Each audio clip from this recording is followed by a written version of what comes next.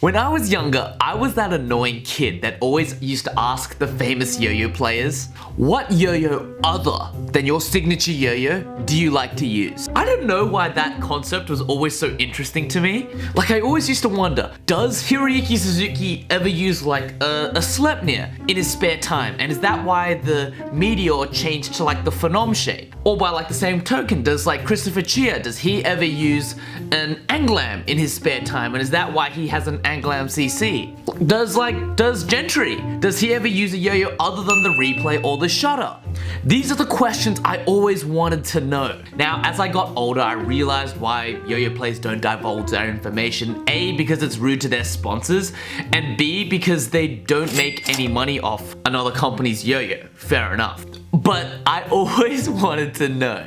So I made a pledge. If I ever became a big dog yo-yo player, I would break the cycle.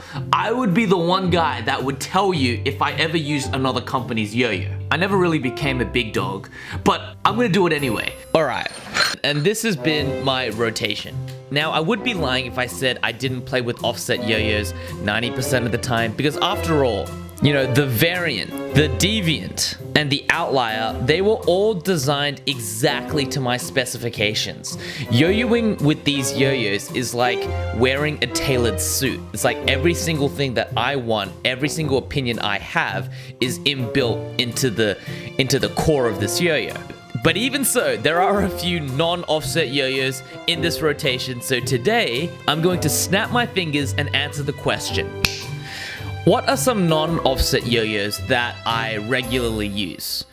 So I'm gonna rank these yo-yos in order of least used to probably most used. So let's put this one here, here, and here. So we'll start off with the least used.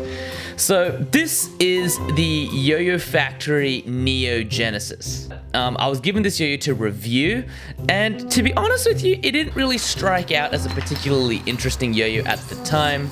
But I do like playing with this yo-yo, mainly because, like, look at that, it barely has any rim weight. It's so light, it's so floaty, and it's so rounded.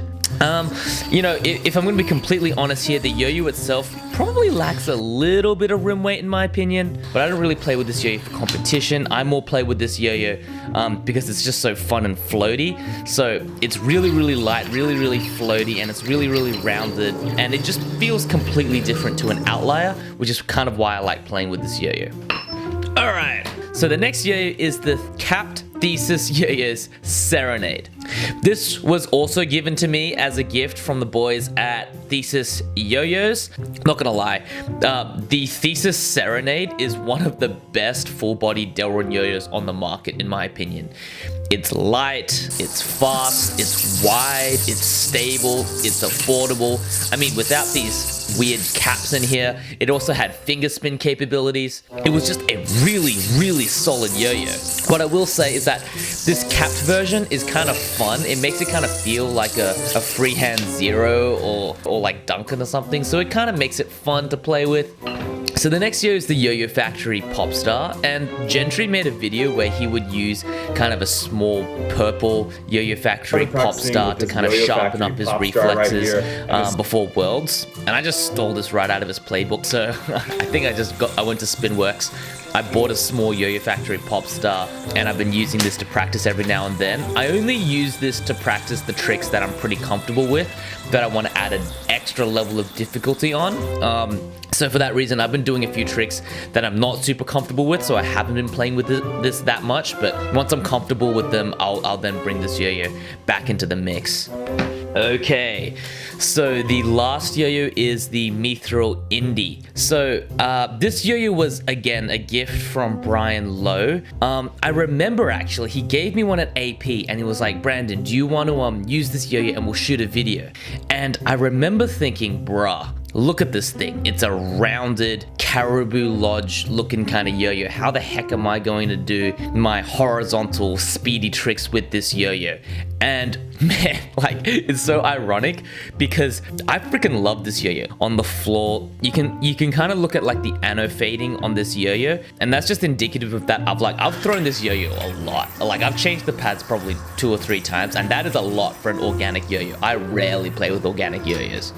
But I remember the reason I really liked this yo-yo is because it had a lot of center weight. So when you threw it down, it felt really soft, it felt really fun, and it was stable on the string, but it was also kind of floaty.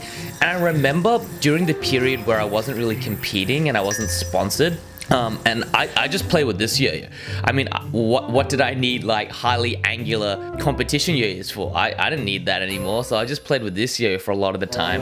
So this isn't a perfect representation of all of the yo-yos I'll use, but as you can see, they're all kind of rounded, they're all kind of different shaped, and it's like a stark contrast to my main signature competition yo-yo, the Outlier 2, which is like hyper angular, hyper catchable, hyper competitive. So I guess it's kind of like the yo-yo reviewer in me that I can never really just wholeheartedly stick to one yo-yo all the time. I have to balance it out a little bit. So these are some of the yo-yos that I'll throw in the rotation. Again, not very much, probably 10-15% of the time. 90% of the time is probably spent with either the Deviant prototype right now or the Outlier 2. But every now and then you might be in a trick rut, you want to break up the pattern a little bit, you can use something different. And these are some of the other yo-yos that I have been using.